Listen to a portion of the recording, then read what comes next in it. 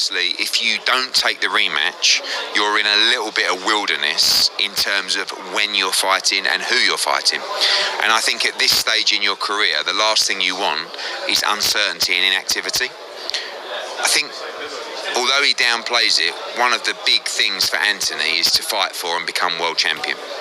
There's a lot of discussions about weight for Fury. I mean, December 21, I'm sure it happens, but what if it doesn't? What if there's an injury and then it happens in April? What, are you waiting for April and then you don't fight till the end of next year?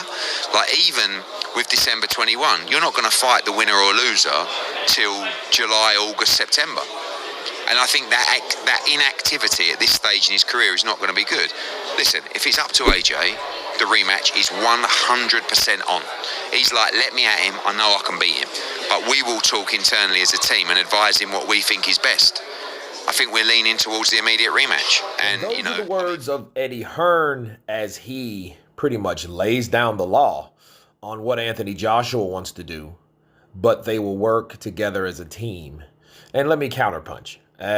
First off, I think that you're going to fight somebody. You're going to have to fight someone. And a good point that Eddie made, well, what are you going to do if that fight doesn't happen, the fight that you're depending on doesn't happen on the 21st or when it's supposed to happen? You know, what are you going to wait? You know, you can't wait. And inactivity is, you know, I think, and I say first cousin to Father Time, right? But Anthony Joshua, and he made it known that Anthony Joshua wants this fight right away. He's 100% locked in on a rematch. However, what gets me is how Eddie Hearn says, well, we're going to get together and counsel him as a team, you know, but we also want the rematch.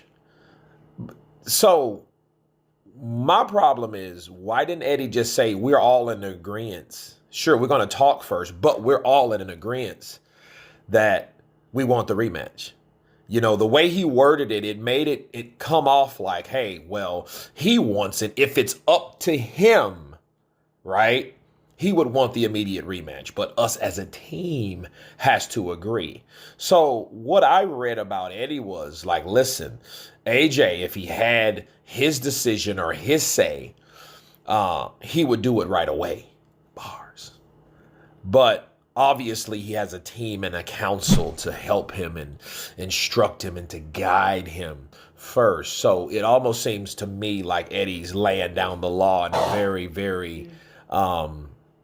very subtle way, passive way, but definitely he's doing it. He wants people to know, like, hey, his team matters. Sure, what he says, that's cool, but we have to get together as a team. That's what I'm hearing. But the good news is to extract from what Eddie Hearn says that Anthony Joshua definitely wants the rematch next, 100% guaranteed. You guys tell me what you think of Eddie Hearn's comment about the rematch and the team and AJ. Of course, please subscribe. And you guys been Counterpunch. Peace.